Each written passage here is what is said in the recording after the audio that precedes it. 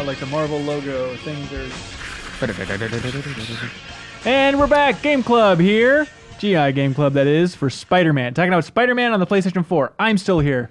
Everybody's still here. Leo Vader. Hi. The Boy Wonder. We have Sergio Vasquez. Hello. Oh, pow. We have Ben Reeves. Oh, hello. The Spider-Nut himself. Here I am. Oh my gosh. We're talking about everything in Insomniac Spider-Man on the PlayStation 4 system up until the end of Act 2, which is, spoiler, the big prison break sequence that they showed in exhaustive detail at E3 this year. So not much of a spoiler, but that is the benchmark. So we're spoiling everything up until that point. So please don't watch if you haven't played that far. Oh my gosh, we have a lot of emails that people send in to podcast@gameformer.com. The next episode will be next week, so if you have thoughts on the game in its entirety, the ending, the third act, everything, send it into podcast@gameformer.com. Specific, tiny details, things that stand out that no one else has talked about yet. That is the ideal email. People keep talking about a post-credit sequence. I can't wait to figure out what that is. Oh, really? I saw like a YouTube video in my feed that said like, is this going to be DLC? And it's like, oh, well, that's a bummer now that I know that it's not in the main game. So, but other than that, I haven't really been spoiled. How are you guys doing? No, yeah, I'm remarkably clear. I'm pretty good. Here's a broad question. Great. Well, let's ignore that one. How about just in general? Act 2, have your feelings changed at all, Reeves, on the game? I think I've enjoyed it more, actually, than I did for the first part. Oh, okay. Which I wasn't like down on it or anything, but yeah, I think I've just grown to appreciate it even more because I think there were several scenes in this second section that I thought were just brilliant. Brilliant. Because what was striking to me about last week's discussion with the Game Club was like, I saw you tweet just based on Act 1. You're like, this is going to be my game of the year. Absolutely love it. You tweeted something to that effect, didn't you? Well, it's my game of the year so far. I Right. mean, I'm Red Dead, obviously, looking forward to that. But Yeah, so who looming on knows? the horizon. Yeah. But anyways, in the conversation, I feel like your enthusiasm didn't come through as much. Yeah, I listened back to it too, and I feel like I was a little more subdued, and I don't know why that is. You're not articulate? Yeah, I think that's part of the problem. Okay, but actually, I like it. you're enjoying it even more. I would for say these I'm moments. enjoying it even more. Yeah, there was a lot of scenes like the scene. I'm enjoying the story more too, which is part of Yeah. it. I think I was maybe a little down on the story for the first part, but like Okay. this second half, like watching Doc Ock slowly become who he Doc Ock. From Doc like, to Ock. Yeah, I thought it was Yeah. really actually kind of cool, like his Yeah. character art, and then the stuff with Mary Jane and Peter was just really cool as well. Those the two- texting scene like was really Yep, cool. Yeah, those two that in seems good. particular, they're huge. That's a large amount of emails that we'll definitely get into. Sergio Vasquez, what do you think about Act 2 in general? I explored the city more during this ad because Yeah. I had to kind of rush through Act 1 at first, but I'm enjoying it more. I had a weird sort of crescendo and then falling off a little bit in the combat, in that I got to a point Yeah. where I was using all of my options and sort of had upgraded enough skills that I had way more options during combat, and I felt like, okay, this is actually like really good, and I'm enjoying it a lot, like being able to sort of string together these different sort of combos together, and it looked really cool. And then I'm just now getting to the point where it's like, all right, I feel like it's not offering me too many new challenges, Right. but I'm still really enjoying it more so. And I think I've come around more on the stealth. Really? Yeah. I actually have been liking those parts more As than Spider-Man specifically, or as Spider-Man. Sorry. yeah. Oh, okay. Not the, All right, we'll get into the other Sorry, yeah, stuff. I forgot there were other stealth sequences. But Well, like there when are you're there. when you're in stealth as Spider-Man, I think I've actually gotten to really like those segments because like I like stealth, and so like the idea of switching it up for that reason, I think has made the combat sort of given it a little bit more diversity. But Totally. Real quick on that note, first email here. John from Temple City, California says, email doesn't especially pertain to Act 2 of Spider-Man, but since I haven't still heard another person talk about it, I want to mention the feature that I wanted to write in about. I'm talking about when you're in stealth and you hit R3 and the HUD shows whether or not it's safe to take out an enemy and remain in stealth. I think this is a little cheaty, but nonetheless brilliant. It shows an enemy is safe, you can take them out without another enemy noticing, or danger if performing a takedown will alert the rest of the bad guys. That is super specific. I don't think I've been using that, really. Yeah, I've been using that a lot. I had an epiphany playing this session. I'm also, I think, enjoying it more. And I've had this weird thing where I don't really like open world games. I don't like seeing a map filled with clutter and things to do. And so I throw up a little bit in my mouth whenever I look at that map. And I'm like, God, there's so much. What are you doing, video Keep game adding club? more. But I got to the end of the game club, and it's like, all right, time to move on to Dragon Quest 11, make a little more progress in that. And I just kept coming back to it and kept doing more and more side activities that's cool. to a shocking degree. But something which is so stupid, all of Act 1, I didn't use R3 to like scan the environment for like finding backpacks and stuff.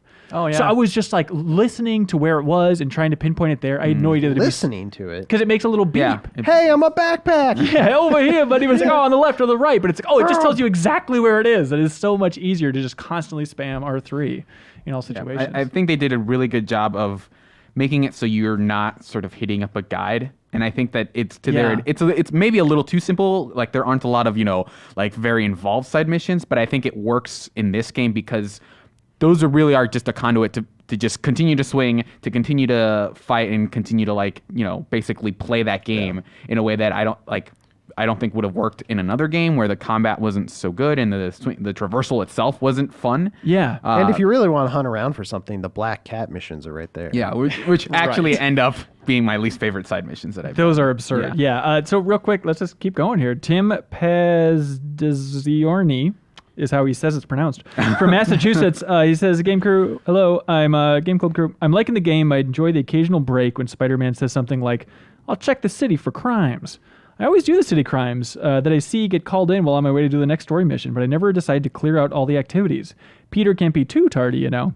I've been playing on the toughest difficulty and with my Xbox Elite controller, and the game has been kicking my butt. It feels narratively... Yeah, you got the wrong controller plugged in. Yeah, you got to go for another controller. Also, he's playing on his PS4, so this doesn't make any sense. Spider-Man's not doing anything. Yeah. But I'm driving this car in Forza. It feels narratively awkward to be defeated by the baddies so often because the crime ends and Spider-Man reawakens as if it were an hour later and the scene is all cleaned up. But what do you get? I like those little moments where it's like it'll take a couple minutes before the mission will pop in and Spider-Man's just like, well, better make my route, better make the patrols, trying to push you subtly towards the open world stuff, Yeah. but it's never in your face. I think it's smart, and it's not like there are some games that block you off from doing the next main mission by you have to complete a certain number, and like this isn't that. It's just like if you swing around for a minute, usually the next mission will pop Right. up anyway. So it's like it's a cool combo. Yeah. It's also like you hear a lot of criticisms about open world games of like, oh, why I'm trying to save the world from this imminent danger. Why am I off, doing all these side activities? I feel like that this was sort of them very directly addressing that sort of narrative concern. Right. There for are sure. lulls built in Yeah. to the story. Yeah, I like that. And lulls. Brady Easter writes in and says, I'm a do everything I can before advancing the critical path kind of player, especially with open world games. As such, I did all the demon thug encounters in each district before they bombed City Hall. On numerous occasions after beating up the demon thugs, a police officer would say something about things being bad after City Hall. I thought this was weird, but I dismissed it as just as world building. Maybe there was some City Hall incident that happened earlier in the lore that I didn't catch. It wasn't until the City Hall attack that I realized that dialogue was accidentally out of place and actually referencing something in the game that hadn't Oh happened wow, yet. that's amazing. That's cool. He said, anybody else catch this? No, I think you're the it's only cool that one. he caught it, not the feature. Like that sounds like It's not cool that City Hall yeah, was that's not bombed. cool. Yeah. Don't bomb city halls, people. Yeah. I was mad about that scene. I was against it. Wes from Atlanta says, hey, GI Crew, I'm about 20 hours deep into the game now, and I've really found myself feeling generally bored by side missions. I love the story and really prefer to just ignore the side missions overall. But if I do that, I miss out on all the extra content like suits, power-ups, gadgets, etc. I don't remember feeling this way with other open world games, and I'm wondering if it's just because the story missions of this game are so dang good. Yeah, I think the side content's a little weaker than maybe it could be. Like, I think the structure of it is all really good. I think the one point where it falters is that some of the side content is not as fun to participate Yeah. in. Yeah, what do you guys like doing? I like doing the research stuff, actually. I like the way Really? it kind of change, even though a lot of it is like super ridiculous. Like there's one mission where in order to investigate these little like bits of smoke or smog or something, you're like swinging into them. Yeah. And like it just seems like a really weird thing. But as a like, hey, go around these specific points and swing basically for fun. I think they work. But I mean, like narratively, I think there's not a lot of like substance to them. Yeah. Yeah, The I agree. I like doing all just like the little blue diamond shapes, just the side missions, just the vanilla side missions. I think you get the most XP for doing those as well. Yeah. And there's been like some fun stuff in there, like the idea of like, did you do the one with like the internet celebrity? Yeah. Yeah. Okay, where she's like streaming and it just gets like dark and weird as she's making Spider-Man do all these things more and more, like take out these snipers and stuff. Yeah, that and the Tombstone one were maybe two of my favorites. Yeah, Tombstone was a surprising thing. That was the first time where like the side objective opened up for me. Did you guys all do the Tombstone stuff? I did. Okay, he's a guy. He's a guy. What's his? He shows up in the main story. Yeah, Yeah. he. Oh, it is, and yeah. then it gives you the option of branching off. Right. Is that what it is? You're Yeah, right. because Okay. there's the Mary Jane scene. That's part of the main story, right? Yeah. Yeah. And So then it's there's just a side mission where you run after. No one would do Mary Jane's scene by choice. right. That's right. Is Tombstone a big part of the comics? I wouldn't say a big part. He is a villain in there. Okay. He looks a little bit different in the comics, but I don't know. He was cool. He It just was cool seems to like see him. he seems like Luke Cage. He's just like invincible. Yeah, very similar power set, Okay. but he's a villain. So Gotcha. that's how he's different, I would Yeah. say. Well, what about this then? We have Wyatt from New York City. New York City, everybody. Saying, hey, right there. I was so happy to see two of my favorite street-level villains in the game. Tombstone and Taskmaster are some of my favorite Marvel villains, and it was amazing to not only encounter them in the game, but have them appear as boss fights. Cool thing is that you might have missed them if you weren't doing side content, so it feels like the game is rewarding me for my investment. I did not think the fights were all that unique, though. Tombstone's just a big guy you have to wear down until you can get a quick-time event, and Taskmaster is just waiting for the perfect counter attack, similar to how Deathstroke was treated in Arkham Origins. Regardless, I was so happy to see them both appear. They were great throwbacks to the 1990s animated series that was on Fox. Right. I thought the Taskmaster thing was actually really cool. I was excited to see him. I didn't do any of that. What is that? Those are the challenges popped up for you, right? Yeah, It was like I the guess crazy so. guy on some monitor. Hey, some crazy guy's putting bombs all over the place. Yeah, but it's like a mysterious thing who it actually was. Okay. Yeah. So, spoilers, it's Taskmaster. Yeah, and his boss fight is okay.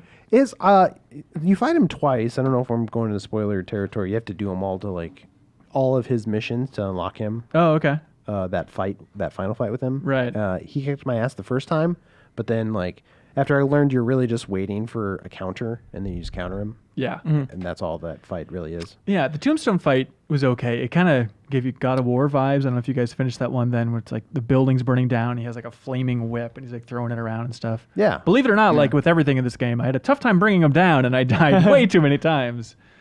It's Yeah, tough, man. I threw a lot of my I electrocuted him a lot, so I threw a lot of my little buddies at him and Yeah. kept shooting my web shooters at him. Smart. It did okay. Also, I switched over to the suit where you slowly fill up your meter. You know what I'm talking about? Your focus meter, and then you can like do whatever that X circle move is on him. Oh, okay, it like the down? finisher thing? Yeah, the finisher on him a couple times. Interesting. If somebody's struggling with that, there you go. Yeah. Aaron Bivens says, one thing I have to say about combat is how freaking overpowered is the Web Blossom suit power? I mean, holy crap. Using a group of guys, you'll eventually and usually take out 4 or 5 all at once. And it fills your focus meter like crazy. Seriously, if you haven't used it yet, try it. Is that the one where it just fires everything? Yes. Is it like the Yeah. base suit? Is Yeah. It's like the normal Spider-Man suit. Right? yeah. I haven't used that yet. Oh man. Okay. It's so every time I unlock a new suit, I try the power, but I haven't found anything that I go back to as consistently as Web Blossom. So what's your suit right now? What's your makeup? Well, I'm wearing the cartoon suit actually. Oh, 'cause I don't thought have was that fun. one yet. I Yeah. really want It's that for all one. the backpacks?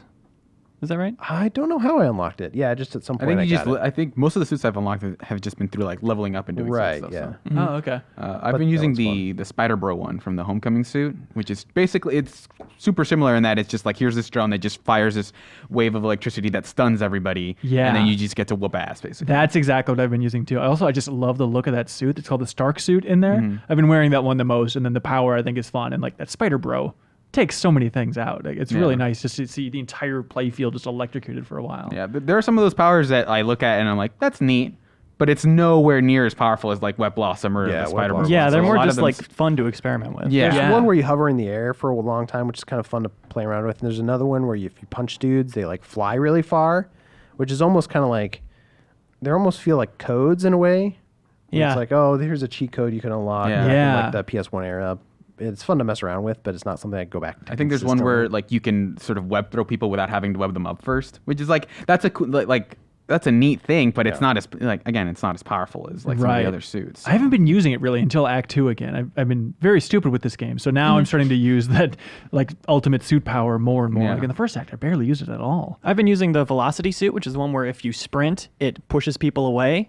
It creates like Oh. this wind tunnel and you just knock people around. It's really fun to do on rooftops and just run in a circle and knock everybody off. That's good. But they don't die. It's course very not. clear. No. Also, Even though I I didn't kick them know- off buildings frequently. They go don't ahead. die. Oh, well, Marty Crowley from Springfield, Illinois says, The whole Spider-Man never kills thing is still hilarious in certain situations. I've drop-kicked guys off of skyscrapers, dodged incoming bullets only to have that unlucky guy get shot by one of his friends, watched Sable soldiers fire shots like it's Call of Duty all over New York City streets. In one particularly funny instance, I watched Spider-Man lift a car off a civilian and drop it on an unconscious thug's head. It doesn't ruin the game for me or anything, and I get that it requires a suspension of disbelief, but sometimes it's just too funny to ignore. Yeah. Did they talk at all when you were out there, Leo, about like did Marvel require them to make sure that Spider-Man didn't kill? Oh, I assume they did, but I don't know if they explicitly said it. I'm sure it was a like on high. Marvel says Spider-Man can't kill. I'm sure it came from them. Yeah, I think it was. Yeah, I think even during the E3 presentation, I feel like Brian Intar hinted or talked about that idea of like, well, that's a rule of the characters that this guy cannot kill anybody. And people who fall off buildings always get trip mined to the side. I mean, I guess there's like exceptions that have been posted on Twitter or whatever, but like if you follow them down, you're going to see them not die. That's so amazing. Like, what a tiny detail for like, hey, the lore has to be consistent. You have to do this technically very challenging thing, studio. Have at it. I kind of appreciate it. Yeah, it's kind of cool. it's cool. Has Spider-Man ever killed anybody in the comics? I don't know if it's Stacy. still canon. Yeah, some people consider he killed Gwen Stacy, and Really? then like there was like some Wolverine comic where he killed a lady. For fun? In Just the to watch her 80s, bleed? Yeah, Oh my God. Kyle from in Hudson. Reno. Yeah, sorry, that's too late. Kyle from Hudson, North Carolina writes in and says, hey, I want to thank you guys for posting that Spider-Man 6 stunts video. I finished everything up to the Game Club stopping point, so instead of just sitting around waiting for Hurricane Florence to hit me, I decided I'd had a lot of fun to watch the Spider-Man 6 stunts video. Leo, do you want to explain what that was? Yeah, that's us dinking around in Spider-Man.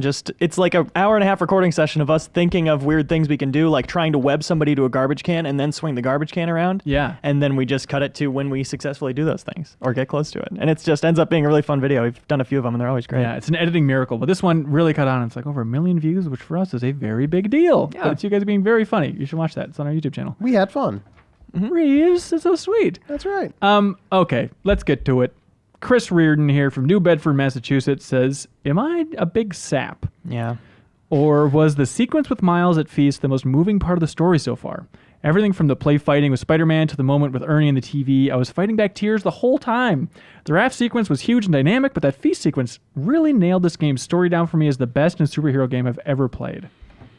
I think it was a similar scene. It was right before that where he like Spider-Man rescues him. Yes. And then he does him a little like teaches him a little bit. Here's how you hold your hand and like this. Yes. Like that's what got to me. 100%. And then there was a point where I think Spider-Man actually holds his jaw a little bit or something after he gets punched. Well, let me read it here. Yeah, so first of all, David Lewis from Long Island says, my favorite moment in Act 2 is probably when Spider-Man stops to talk with Miles and gives him a lesson on how to defend himself. What I loved about that scene, too, was I love that Spider-Man was, like, walking away, then he, like, catches himself, like, nope, like, I'm actually going to have this cute little moment with this kid. It shows this, like, he's actually a good guy at heart. He actually wants to help people. Like, that's what I appreciate. Yeah. Like, that little touch of, like, him holding his jaw really got me, too. I was like, that's cool. Okay, here's what that is. So that's Hazel Mohammed from Florida, friend of the show.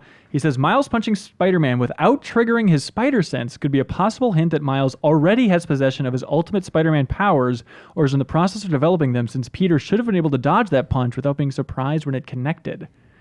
Huh. Does I that didn't hold think true about to that. you?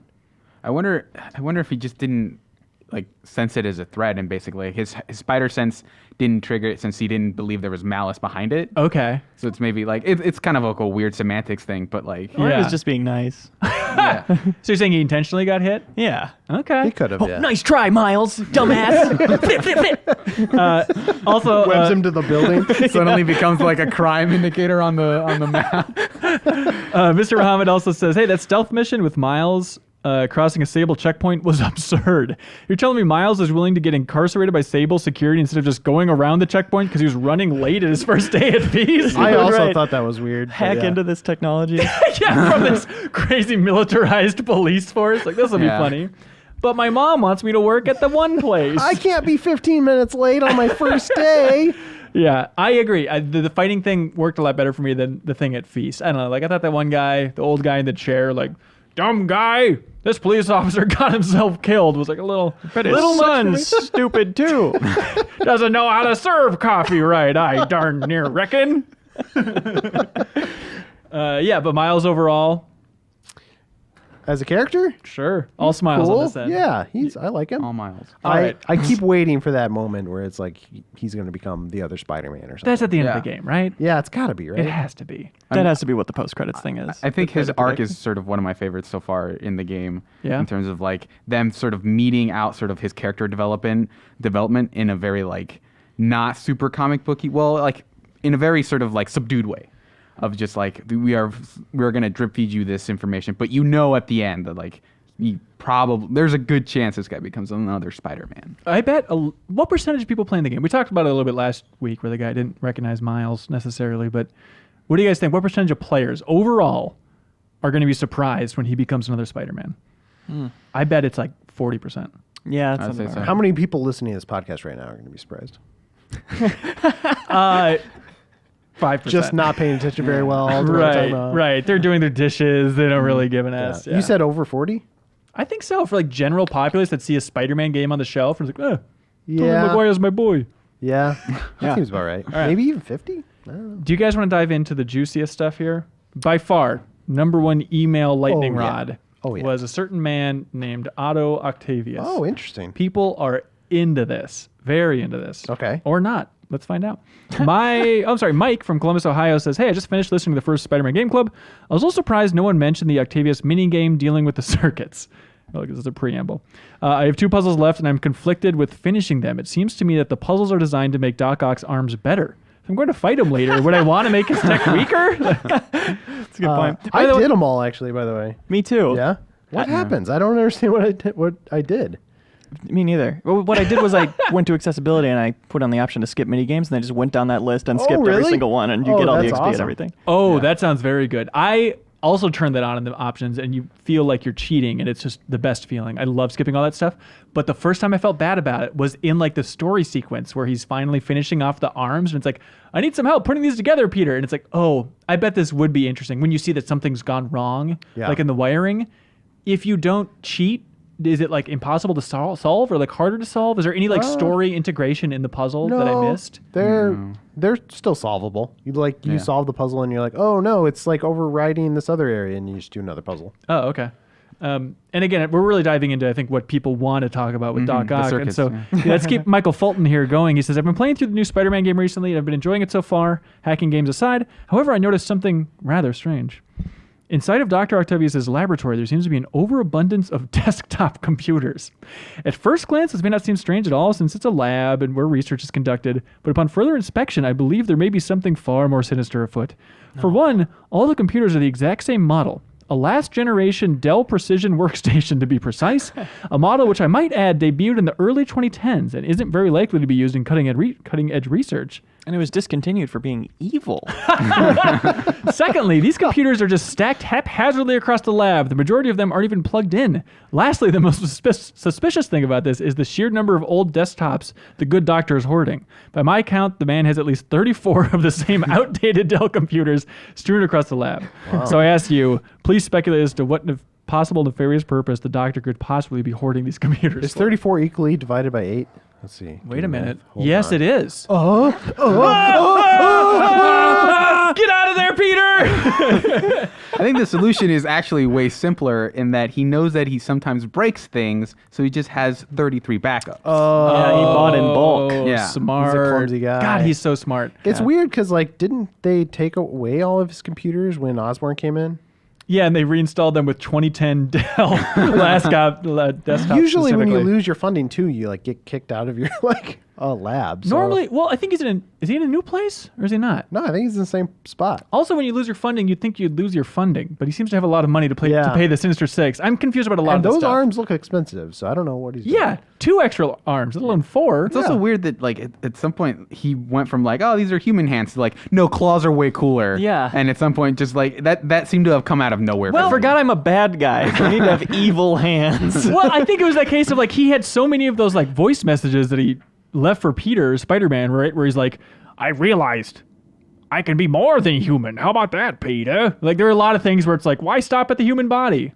Hands suck was kind of the PS Right. message. I feel But like. those, like, fake, the new claws just look so particularly evil. Like, you couldn't have, like, I don't know, made the corners a little bit more rounded. or This is something. also Or my had big it happen later.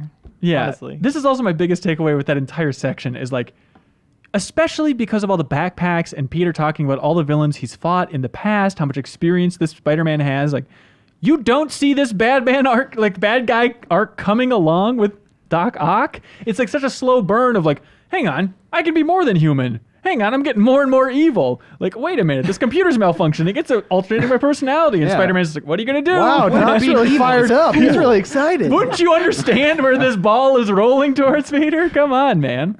But real quick, again, before we get to the juicy stuff, Mason from South Carolina says, I just wanted to write in and gush about William Salyer's performance as Octavius. He brings such great depth to the character, and I love how he transforms from this innocent scientist by trying to do good into Doc Ock. Also, as a side note, am I the only one that thought he was going to end up with just 4 normal prosthetic arms on his back? Like the one him and Peter are working on towards the beginning and middle of the game it was reassuring when Peter goes by after his breakthrough to see him with the classic claw-like arms on his back. Just on his back, the arms are carrying him running around. Yeah. What do you think, Pete? Well, there was that one scene where the arm moves and like the fingers stretch out really long and look a little more claw-like. I was like, oh, that's cool. I wonder if they'll do that. I didn't understand what was happening in that scene where Peter went there and he had like the remote control early on, like testing out the arm. And then like he just like started shaking with the remote control and it was like clear that the experiment was a failure, but I didn't understand. Like, was it resisting the remote control or what was happening there? Wait, the experiment wasn't a failure. He was just bad at it. He's bad at controlling it? Yeah. And then he figured out how to juggle with it. And now he will not stop juggling. Which I feel like you still have to know how to juggle That's to control what it to do that. Yeah, it's a lot of muscle memory there. Set it to juggle. This is finally as good at juggling as I am. Pretty good. Peter Castro says, I really like the different angle that Insomniac is going for with all these characters because Otto isn't a bad guy for a while and neither is Norman Osborn. Again, not yet. Even though he's a jerk to everyone, they're not the supervillains that we normally see them as, which I find to be really refreshing and interesting. Also, this is just totally speculation on my part, but we may even see Venom show up later in an installment because J. Jonah Jameson's son is still in space right now, and Eddie Brock and Peter know each other, with the former still working at the Daily Bugle. Maybe. So he's gone off of the like cartoon, like retcon about how Venom came to be. Is that what it is? Yeah. Well, that was in the 90s cartoon. Like, So it's Jameson Jameson's came son. back with the suit.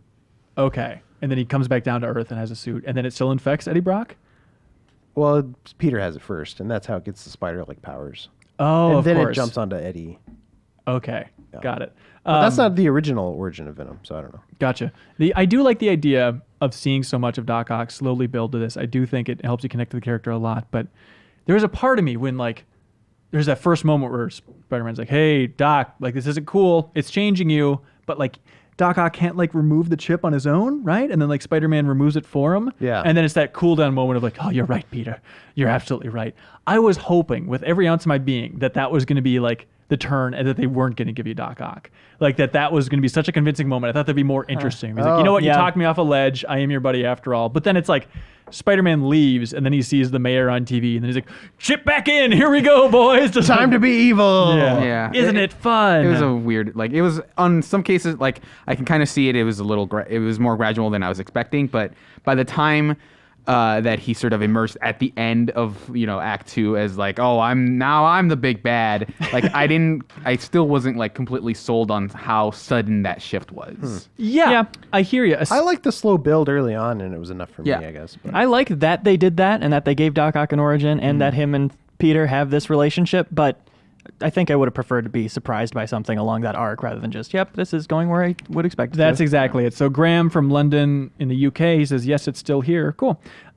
This time I want to ask about Doc Ock. At first, I really liked the portrayal and his relationship with Peter, but having already seen the tease of the 6th villain during this year's E3 show, it was pretty obvious he would turn full supervillain by the end of the game. Everyone says like, oh, it's so obvious. Yeah, that he's going to be a supervillain, but I didn't know that he was going to be like what Spider-Man was referencing from that E3 tease. Did you guys? oh, I thought so. I mean, really? who else would it be, really? the further in I I know. got, I figured it was probably him. Yeah. Okay. I think this all happened a bit too fast, and overall the characterization of all the Sinister members is heavily reliant on long-term Spidey fans filling in the gaps, and short-term ones just going with it. Is it just me, or does this race to the finish and getting the Sinister Six on screen smack of Sony's previous ambitions of having the evil team-up feature in their ill-fated Spider-Man movies? I'm enjoying the story, but a lot has passed over in order to reach a crescendo, which might not be as earned as they think. Yeah, I think it relies a little bit on some Spider-Man knowledge. It was just a little bit of like, how'd they all get their suits? what is going on in this Yeah. prison? This is really Oh, a that's lot good here. point. Yeah, I It's didn't almost look like at a mid-game sort of in media res where it's just like, oh, suddenly all of these new things exist and you're supposed to like contextualize how they've become a part of this world, which Right. is so it makes this weird sort of quick shift to like, oh, now it's like this super like now the Sinister Six are the main bad guys, and it feels like it detracts from sort of like some of the narrative arcs that it had been setting up until that point. It feels like it feels like a tangent in a weird way, and like now we're shifting over to now the Sinister Six are the bad guys. They give you Yeah. some context for not knowing Spider-Man just from having like their pictures keep appearing, and even in the Right, very first yeah. cutscene where it's panning over. But I think it kind of makes sense with Doc Ock, presumably being the final bad. Yeah. At just having more people for you to fight along the way to the actual main. Right, we I got to get to assume that that's point. well, it's interesting how much they set up Mr. Negative though for so long, and you feel like there's going to be more of like a Yeah. resolution to that story arc.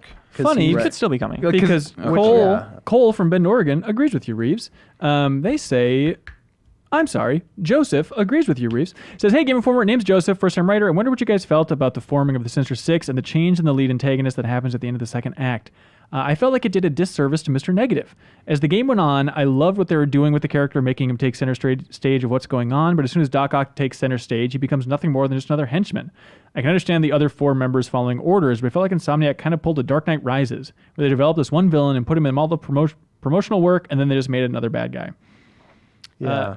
Well, we still have a third of the game to play, so I'm kind of hoping that there's more to it than that. But Sure. it does seem like, Yeah, it definitely felt like for most of the game, it was sort of leading up to like Mr. Negative versus Green Goblin, like in that way Yeah. of like, well, maybe not Green Goblin, but like Norman Osborn, of like that was going to be the sort of the third act of like Mr. Negative coming for Norman Osborn, Right. and then they kind of sidelined that in favor of like the Sinister Six, because like that could have been its own game, like, and this feels like, oh, we very quickly shifted into like Spider-Man 2 arc or something of Right. like this is a whole new thing. Yeah. Hazal Muhammad also writes in with an interesting thought, which I was also wondering. All right. We see Osborn come into Otto's lab and confiscate most of his equipment because he's a jerk. Yep.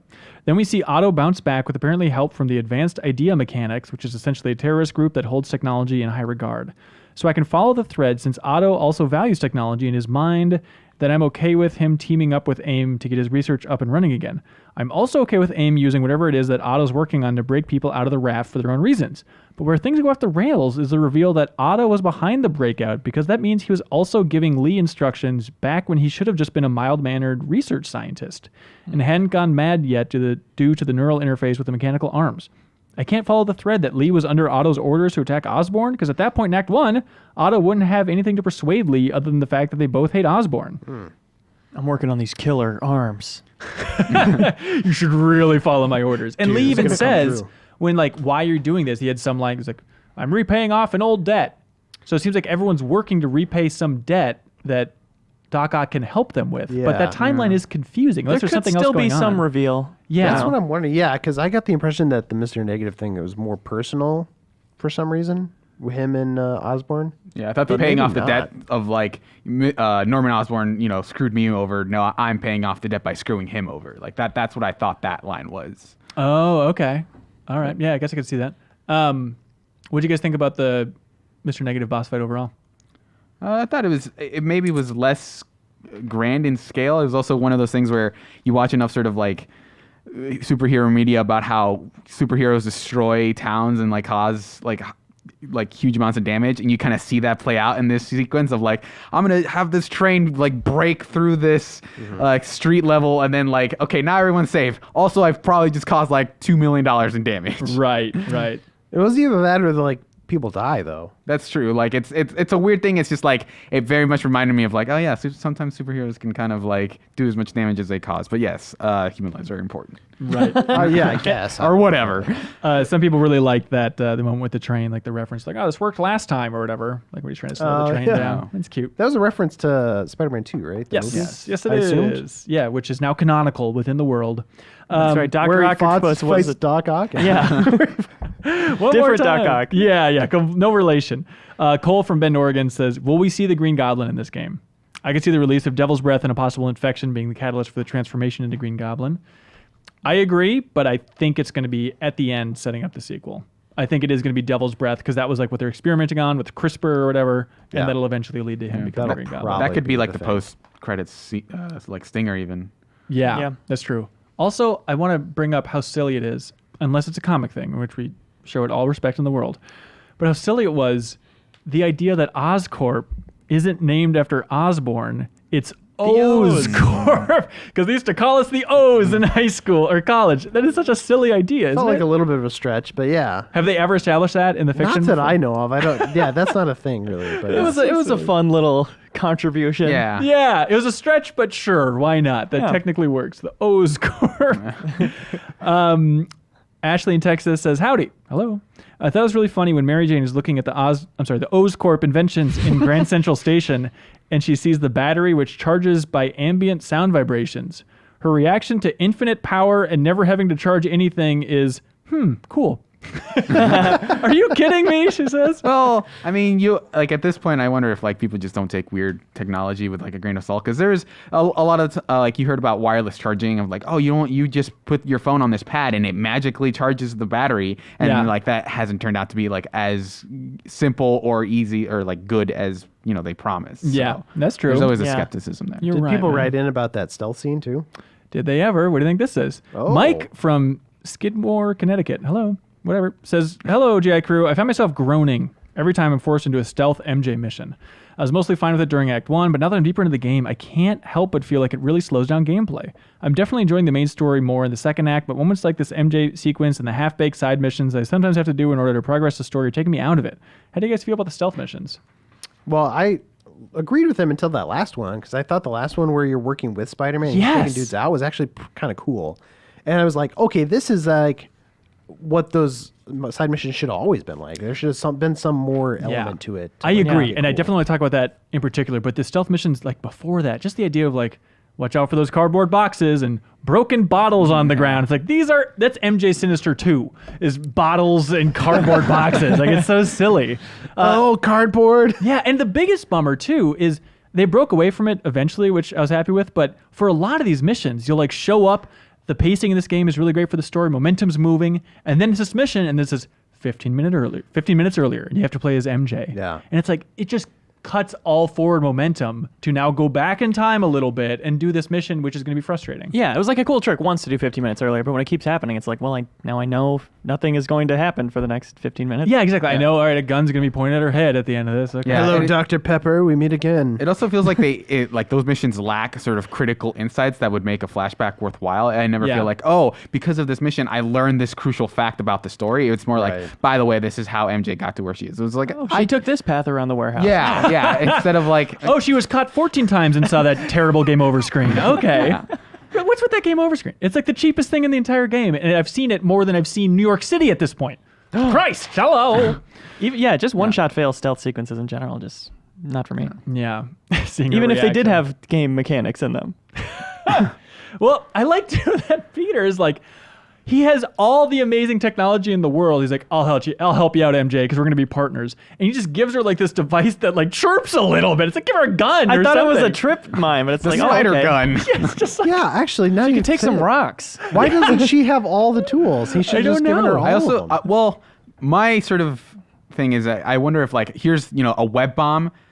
And if people found out that she used it, they might be like, "Oh, Spider-Man," and that Oh, could be a interesting. thing. But I don't know if that's sort of the if that's their that's reason a for very it. good logical I mean, leap that I'll yeah, make. that's a story conceit, but like gameplay wise, you should have done something more to make those sequences better. Yeah. Yeah. is all I'm saying. Or like we talked about last week, don't have a Or don't gameplay have mechanic. them. It's Yeah. just an exploratory little moment. Yeah, Totally fine. totally. We're adults here. With like the Miles one we were talking about earlier, I would have been fine with that sequence if you just cut out the sequence where he's like stealthing through that area, Hacking and all that stuff, like yeah.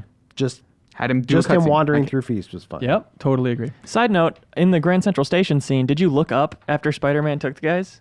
Did you look up at Or, him? I'm sorry, Leo, you'll love this part. Oh, great. Pizzolato says, one of my favorite moments came during the sequence in Grand Central when you're playing as MJ and trying to reach the hostages and defuse the Devil's Breath bomb. During the stealth sequence, MJ can order Spider-Man to perform perch takedowns on the demons that stand between her and the hostages.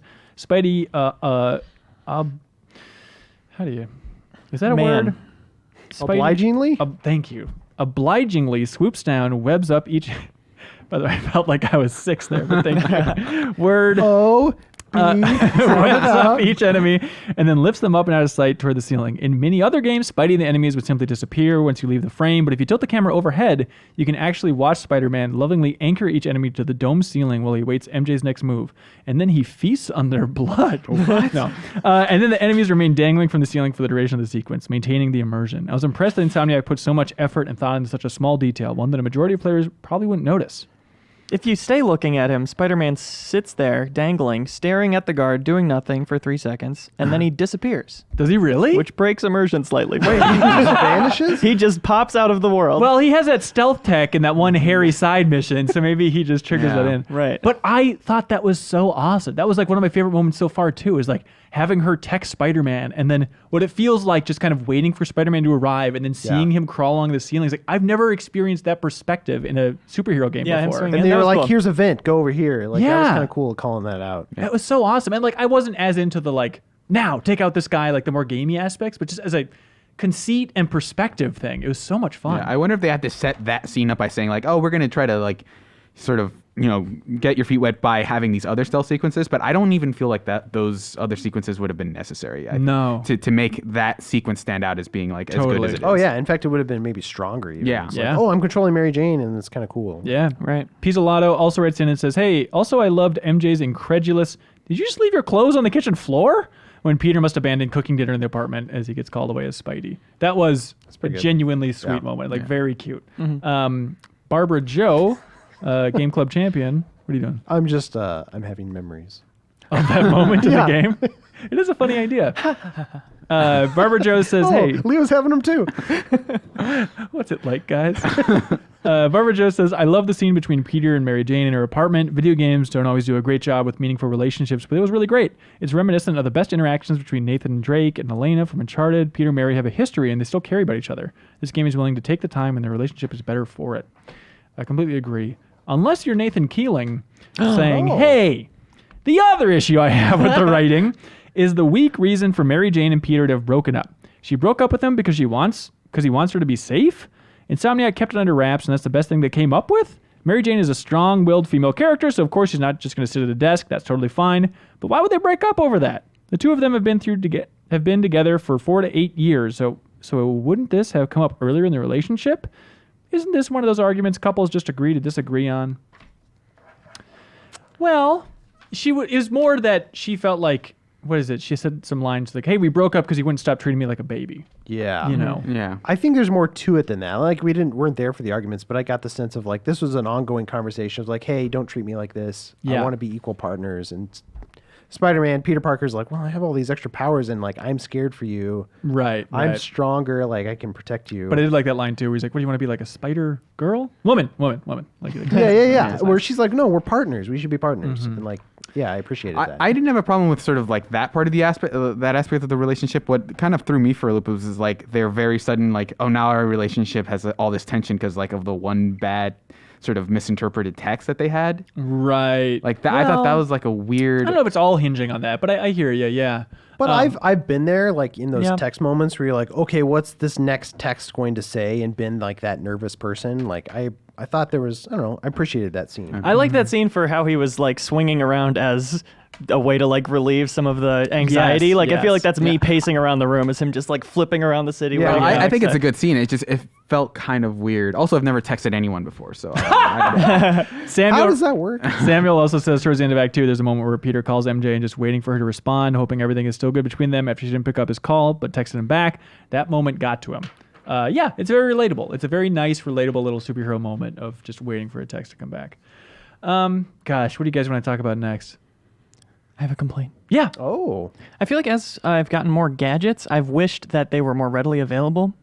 I'm not dying so much anymore because I am using all my gadgets. But whenever you pull up that gadget wheel, it just brings the combat to a halt in a way that I never want to do. Never feels Interesting. fun to do. Yeah. Just pausing it completely. I You would just want rather like they an have like L1, R1 shift through them type of thing? sure, or just like map them to the D-pad or something. right. Like I know some of the D-pads in use, but like move the camera off it and then have like left, up, right be different gadgets you can assign. Yeah. And like hold them to get to the wheel, or don't even have a wheel and just have I've got 3 gadgets plus my web shooters that I have assigned at a given time, and I think that'd be plenty. Right. Because I'm trying to remember Arkham. It's been a while since I've played it, but you can assign different abilities to the D-pad in Arkham, right? I Is that the way that works? Sounds right. I think so, It's been a while, but yeah.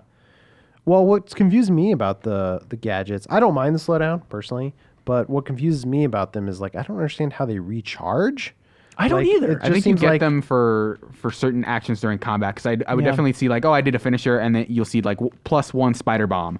Yeah. So I'm not sure like whether it's like, hey, if you get a high enough combo, or if you build up a focus bar, it gives you some of that stuff back. But I was definitely getting stuff back. But yes, there was like definitely moments where it's like, oh, I guess I wasn't expecting to have to worry about ammo counts. I thought those were all on a cooldown or something, of like, because the basic spider web one is just like, you mash it and then it refills. I thought that's how it worked for all of them. So to have something that is just like straight up ammo of like, you're out of spider bombs, felt kind of weird. Yeah. And what do you guys think about the health system? It feels very Horizon Zero Dawn. I think it's even the same button, isn't it? Like press down on the D-pad to like refill just a little bit. Right. Works for you? Fine with it. I like that it's tied to the focus meter, where you can like, okay, I can either do this powerful attack and take out a guy, or I can refill my health, and kind of like having to balance out, like, is my health so low that I need to refill it, or should I use this focus for something else? Yeah, and there's a suit upgrade, I think it was, that like doubles or greatly increases the amount that your health recharges, and that's been a godsend. Yeah. Like definitely beeline for that. There's also an upgrade where you can take out that quick takedown, like you can take out 2 guys in a row, which is also kind of cool. So it's like, now I'm really tempted. It's like I'd rather almost spend it on taking out 2 dudes rather than refilling my health. Yeah, for sure. Let's see. An Attack Corgi writes in from Vancouver, British Columbia. That's in Canada. Says, hey, GI crew, I work in an architecture office and was intrigued by your building trademark question last week. Remember this one? Oh, cool. Yes, buildings have trademarks. And yes, there are disputes. Here in Vancouver, there are 2 building developments with the same name, but one ends with house and the other ends with village. There are lawsuits and legal blood is being drawn over this dispute. We're not lawyers in this humble firm, but we assume the popularity of the name and significance of your building determines the extent of the trademark. Billy from New Jersey says, hey, follow up to last week's discussions on trademarks. There were some obvious omissions for New York City, but 2 really stand out. First is the bull statue near Wall Street, which has been replaced by Lockjaw, the inhuman dog. I thought that was a cool swap out, though. Yeah. Honestly. It's weird. Does it still represent Wall Street, like this Inhumans dog? I don't know. Weirder, in my opinion, is the omission of a certain building. You guys guess what it is? The World Trade Center? Yeah, One World Trade Center. Currently the tallest building in New York City. It's in its place as a building clearly inspired by it, but also clearly not the smartest building. Smartest? I don't know what he means. Gets stranger, though, when I found this Reddit thread where the real One World Trade Center was in some of the game's trailers. I'm sure it's missing for some legal reason, but interesting that it was in the game and later removed. And other buildings like the Empire State, Chrysler Building are represented in the game and called out by name. Grand Central Terminal is even featured as a story set piece. That's true, Josh. Is that one of those things where a building can get so old that it enters like public domain? And now we can all build our own Empire State That's right. Building That's if how we it want works, to. Yeah, I don't know. Maybe. It's weird. I don't know. Josh Carmel says, as a New Yorker myself, it's nice to see loyal landmarks. I love to visit just Rockefeller Center and Lincoln Center. Speaking of, though, in Rockefeller Center, there's something very strange. The ice skating rink is open, yet I never see anybody on it. And if you go to walk on it yourself, you don't slide. You walk normally. Is this because of Spidey's stickiness? Also, gotta laugh at Leo. Also, I think it was a missed opportunity to have the PlayStation Theater in Times Square, of all places, missing from the game. Could have been a great secret picture opportunity. Oh. That's very true. Speaking of secret photos, well, we'll get to that later. New York City itself, I'm still enjoying. I still never fast travel. Although, like, doing it at the end of Act 2, when the city's just effing on fire and there's like snipers everywhere. That's why I gave you guys a subtle heads up to like do your side stuff before the prison sequence, because it goes to hell. I like that.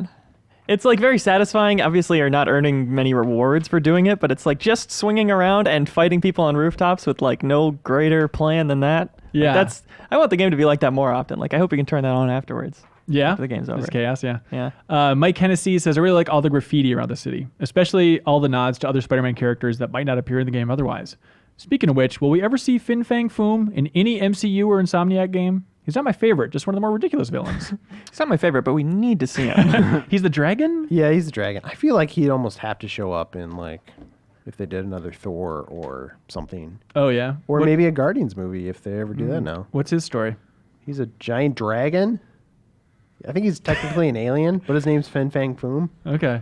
He's pretty cool. Maybe a sounds dream fun. sequence in the next game. Yeah. That's fun. There's a... Oh, actually, man, I almost feel like there was a reference to him in like one of the Iron Fist shows. Oh, really? Yeah. A subtle but thing. I didn't finish those. I liked them. I still love collecting all the backpacks and the little Easter eggs in there. I feel like it does a surprising amount for explaining where he's at in his story. Just, I don't know if you guys got the one where it's like a vial of sand. And he's like, it's unclear if I open this, if Sandman will come back to life or like what's going on here. I think in the lore, there's like one kernel of sand that like is his life, is his entire life force. Oh, you have to like find all it? And all the other ones he's just controlling and forming himself That's into. a fun idea. Yeah. I Chris, also like that they found like the little spider wings, the little things that go under his armpits, and he was like, "Oh, I tried these for a little while, and it turns out they don't work." and there's like the locket with his parents, where he's like, "I wish I knew more about them, but they were secret agents." And I hope they never address that again. You realize that a bad? I don't know. Maybe I just, should like- watch Amazing Spider-Man too. I just thought like that aspect, like he's supposed to be just a normal dude, and then like after 60 years of being in comics, they have to like everybody create next to him like has to become like some big force. And It's so like his Alfred's parents- like a secret ninja as well, and all that stuff. Exactly. Yeah. It's like no, Come he's a on. normal dude. Chris Reardon also writes in from New Bedford, Massachusetts, and says the best backpack collectible is the science trophy. When you look at it, Peter explains that part of his prize was a lifetime supply of backpacks.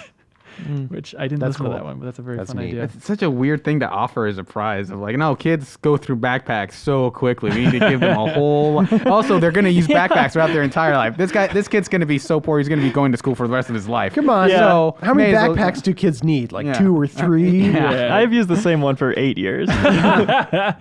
A couple simple thoughts here. Todd from Atlanta says, fun fact for you.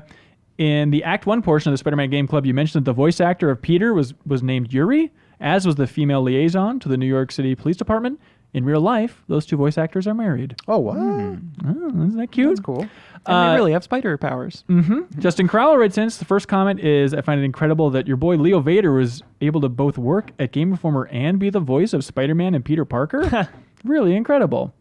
How do you do it, Yeah. dude? Isn't that a weird conflict of interest? We talk about this in emails, you know? Yeah. You just got to be creative outside of work. I guess I don't hear it, but maybe a little bit. I think it's an unsung hero of the game. I feel like Yuri's performance as Peter Parker and Spider-Man is just perfect. Like, you never question it. It's just absolutely what you want Spider-Man to sound like. Yeah.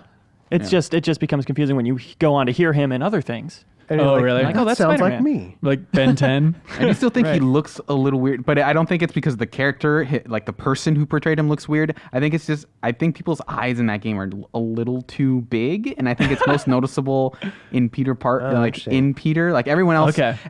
you can tell, like, oh, this is like these eyes are bigger than you think, but like it feels fine on like Mary Jane and Aunt May, but like on Peter for whatever reason, I'm just kind of like, this is a little. Everybody's still a little off-putting. I was yeah. really trying to put my finger up it and figure out what it was that Peter doesn't look right. I think it's the hair.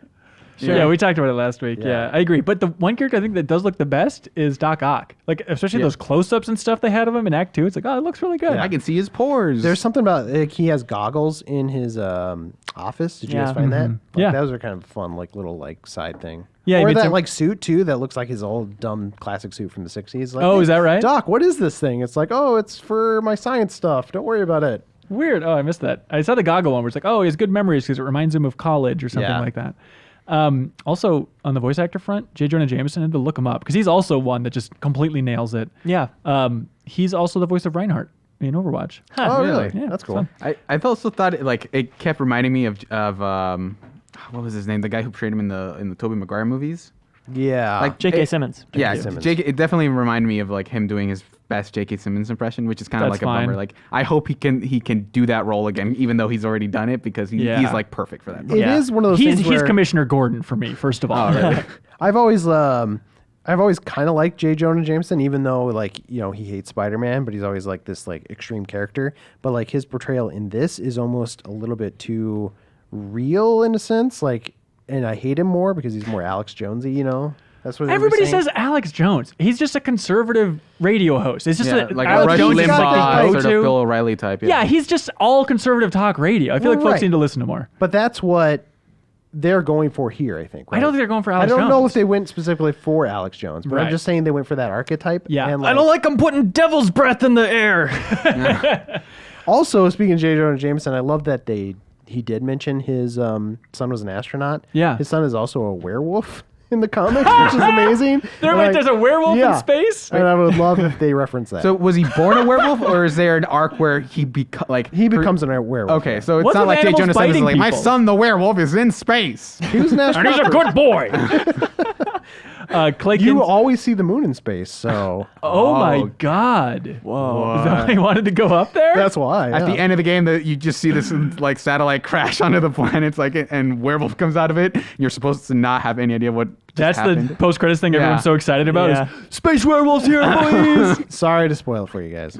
Clay Kinson writes in and says, I'd be remiss to exclude a note about the Just for Facts episode with the woman from Edina, Minnesota. Game Informer is based in Minnesota. What did you guys think of that? Wasn't it such a surreal thing hearing, do you have a Spider-Man in Edina? Did you guys listen to that one yet? It was weird. I wasn't sure why they referenced that. Yeah, somebody at Insomniac must have some connection to Edina, Minnesota, which is like a suburb here in the Twin Cities. Please write in if you're from Insomniac and know that reference, because it is funny just to hear J. Jonah Jameson be like, do you have crime in Edina? Do you have Spider-Man in Edina? I wonder if they just Googled most obscure city in Minnesota and that came up. It could be. On the podcast thing, Ryan Clausen from San Diego says, why can't we listen to the audio logs without being in menus? Right. I'd love to listen to the older podcast while zipping around the city, but instead, if I want to re-listen to a podcast, I have to go into a menu and listen to it. Metal Gear Solid 5 did it perfectly, and we're all still dealing with this crap. Yeah, I agree. I also spent a lot of time in that game sort of sitting around waiting for conversations to end. So I could go do objectives and things like that. Like the J. Jonah Jameson podcast, a lot of like the incidental conversations that you have. I felt like the conversations went on longer than I was swinging, so I'd just be like hanging out on top of a roof waiting for the conversation to open so I can go inside. Crime can wait. Yeah. Douglas Denew says, I accidentally engaged some thugs when MJ was on the phone and lost that conversation. This happened to anybody else? Yeah, I'm scared of that, so I always respect it. Hide up on a roof, wait for the conversation to end. Also, I'm confused about J. Jonah Jameson's podcast, but also if you hit a radio in the world, it'll start playing it. So is it like a radio show that's also turned into a podcast with like 3-minute long episodes? Like what's going on there? I haven't tried hitting a radio. There's like with some a web, stealth or what do you do? missions. I forget if it was the Miles thing in particular. Maybe it was like you hacked into a radio Yeah. and it would like turn on or off the podcast. Oh, that's Yeah, cool. It's strange. Gosh, you know what? You know what I want to talk about? Caleb C. from Dallas, Texas. Is something I've noticed, and a lot of people wrote in about this, which is great, is whenever Peter's talking on a phone while swinging around, you can hear him laboring to speak on the phone. Out of curiosity, I perched on a rooftop to see if Pete's demeanor changed. When it got to the next line of dialogue, it sounded like a more relaxed performance compared to the one before. I've done this a few more times with similar results. Does this mean that Yuri, the voice actor, actually had to record the swinging dialogue with 2 different performances? If so, extra props on an already great Oh, performance. wow, that's crazy. I haven't tested that, but I would not believe that's true. I would put money on that not being true. Really? I 2 think it versions is. of every line? I think it is. I man. believe I've seen a video where that showcases the same line said 2 different ways. So Yeah. like I actually do think they did That was a that. close one. I saved some money. But isn't it $40, Leo, give me. It is just funny, like every time Spider-Man's swinging and talking to like, May on the phone, it's like, what does she think he's doing? It's just this lot of like, well, we'll see about that. I don't know about. It's like, Sorry, I'm in a wind tunnel Sorry, again. I'm lifting heavy objects. yeah, all the time. You can't stop me. Have you guys had any experience with the bugs? Spider-Man? Oh, man, I made a serial joke. Jake from New Jersey and David Gallagher both wrote in saying that they've had some wacky bugs happen along the way. The chase scene where you're on top of the truck fighting, I thought was a cool scene, and it was hampered by constant bugs. Really? People glitching through it. I fell into the truck and then slid out of Oh, it. that sucks. Oh, yeah, wow. it was Because that was one of my continuous. favorite story missions so far, actually. Because Yeah. it was so cool and like cinematic. I was like excited when it was happening, and then it just kept glitching Oh, out. that sucks. I've had it a lot with side missions, just like NPCs wandering around aimlessly, or like their mouth doesn't trigger for saying their lines, stuff like that. But I had one guy when I was stealthing around get stuck at like half noticed, and I waited for him to, go back to normal, Yeah. and he never did. And I tried to distract him, and he couldn't get distracted, so I just tried to take him out, and then I lost Yeah. because he was I had, doing to someone else. I had to restart one of the side missions because there was a bad guy I had to kill, and he was like in the map. He was fully embedded inside of a building that I couldn't like have access that I didn't have access to. So I just had to reload the save after like looking for him forever. Yeah. I also had one thing where during one of the cutscenes in the Tombstone side mission, like the guy, one of the guys sneaks up like. The first time the guy takes a hit and turns into the tombstone, sort of as a hit. well, because they like Yep. and so there's one guy so they showed that cutscene of like, oh, now I'm all mad, and then this other guy walked into the scene and sort of walked to his spot, like for like 5 seconds, and then sort of the cutscene ended of like, okay, you have to get into position before this cutscene can start. Oh, weird. And then I started beating him up. Smart. The one that happened to me is the weirdest one. Was like I was talking to a cop for a side mission or something, and you know where you dive and you go head first when you're diving. Yeah. I was doing that, and then I like fell down by the side of a building, and I got stuck in that dive animation like 1 foot off the ground. And I was just like paused there, like diving. And I could still hear the wind sound, like, like I was diving, and the cop was right there talking to me, like, "Hey, Spider-Man, thanks for doing that crime, whatever." By the way, you're under arrest for speeding. That actually happened to me as well. Yeah. Cool new ability, Spider-Man. Cool Something we haven't mentioned yet, which is huge for this game. Also, I'd imagine is huge for the sales of this game, is photo mode. Dr. Pham, Victor Pham, that is, writes in and says, there are many great things about the game, but my favorite has to be the selfie camera in photo mode. It's especially fun to use at the most inappropriate moments in the game. When I first took control of Miles, the first thing I did was have him take a selfie with Peter's unconscious body. Yeah, it is absolutely amazing. You forget how amazing the animations are, and just overall the game that you can pause it at any moment and just rotate the camera and look at these awesome moves. Even when you're falling in the air as Spider-Man, it's like you do selfie and you see he's doing a cool pose in midair. Yep. We used it a lot for our like 6 stunts one, and then we didn't notice it at the time, but apparently Spider-Man doesn't have like a reflection in a lot of the buildings. Yeah. the buildings. Oh my god. Red Magnus says playing as Spider-Man has never felt so amazing, and he just loves the game. And I'm genuinely shocked how much fun I'm having with the photo mode. I've taken to posting them all on Facebook, and now my grandmother is commenting on all my spider selfies. Oh, crazy! It is funny just thinking about how successful photo mode is for this, and even like God of War earlier this year. And it's like it is such a weird Sony-focused thing in a way. Because of like the ease of sharing, but Microsoft is more focused on multiplayer gaming, and you need like a single player game to have like a good photo mode, right? And so it is just a weird thing where like Sony has cornered the market on great photo modes in games. Yeah, I wonder how much of that is like coming down from up top. Like this is a very good feature to have when sharing like makes games these days. That's why Yakuza 0 broke through, you know? Yeah, totally. I could totally see it being like something they really push developers to do. Oh, I bet it has sold 5% more copies of the game. Yeah, just Really? because people are sharing those photos and then people see them and like, Actually, hang on. Yep, Shuhei Yoshida's calling in. 5%. 6%. Wow. Oh my god. 7? That's the going up. fastest phone They're call. still selling. They're listening to the podcast. It's going through the roof. Also, what do you think those comments are that he's leaving on her Facebook? I'm so Looking proud good, of you, dear. Spider-Man. You look kind of weird. Your eyes are like too big. Lance Welkin writes in and says, not really specific to Act 2, but it's a minor complaint.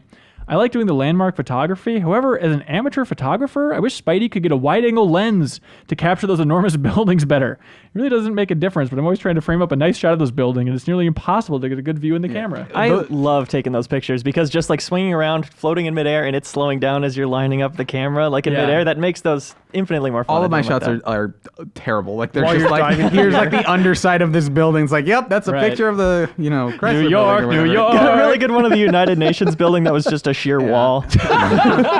Counts. Says it all. Okay, last email here from Jordan from Fairfax, Virginia. Reeves, this is you. Look alive. I'm currently using the free month of Marvel Unlimited that comes with hard copies of the game to read up on comics. I've started with the Ultimate Comics series since I read it, and it was an easy place to jump in at, and I'm really enjoying it. Do you have any recommendations on other Spider-Man story arcs to read? I don't know what these are. I feel like there's obviously the go-to Batman stories, other heroes, but Spider-Man, what are the go-to stories? Man, that's a good question. I would say Death of Jean DeWolf is one that's kind of like a classic, Jean like DeWolf? 1980s. Death of Jean DeWolf. Is it Wolf? Wolf. Wolf. Reeves Wolf. can't What am I say the saying? word wolf. You're saying Come wolf. on. Yeah. Wait, are you a honestly, wolf man? The first 100 issues or so of Stan Lee's run is actually pretty good and holds up, even though it's from the 60s. So it's like the origin of everything. Yeah. Wow. Who's the first villain he fights? First villain he fights is Chameleon, Really? but then he fights Vulture pretty quickly after that. Okay. That's interesting. That'd be fun to go back to those early ones. Yeah, I think it's pretty fun, and I'm trying to think of something more modern. I would just maybe do Dan Slott's run and just start from the beginning. Okay. There's a lot of interesting. Is there a stuff in name it. for that He run? wasn't my favorite, but Is he the one that was mentioned by the person saying that Mr. Negative storyline, Dan Slott? Did he write him? yeah, Okay. Dan Slott. He is one of the biggest. Honestly, though, probably the best still is the Ultimate Spider-Man run. Yeah. Yeah, Go for that. There is one called Spider-Men, and it's Oh, I did a side mission called that.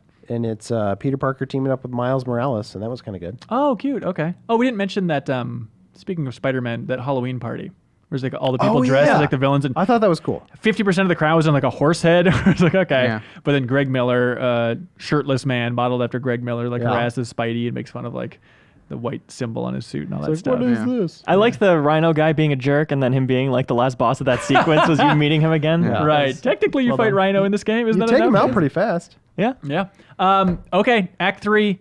Next Where are we episode, playing to? Next week, everything. Email in with everything. Big predictions. Is everyone on the same page? Final boss is going to be Doc Ock. Yeah. Yeah, I think so. I really haven't been surprised by the story yet. And everyone's talking about how it goes places and it is surprising. And so I'm waiting for something to hit me. I was hoping that would happen in the second act, but I was haven't. kind of surprised by, I don't know if surprised is the right word, but like when Doc Ock releases that vial, like Okay. that just seemed very like, oh, wow, he went all in on the villain thing pretty quickly. I guess so. That was kind of a big moment, but like, in terms of like big twists or anything, no. I think the story's been good. I like all the characters. Yeah, I'm into it. I'm just waiting for a haymaker. Especially something with like Mary Jane or like the interplay between Miles and Mary Jane and Peter. There has to be something that we're not thinking of that's going to be really interesting. If it's just you fight Doc Ock and then they tease Green Goblin and Miles getting powers, cut the credits, like that's what it that'll be seems like they're going solid. for. But I don't think people are talking like there's something crazy that happens. yeah. If it's a great Spider-Man story, that's totally fine. Yes.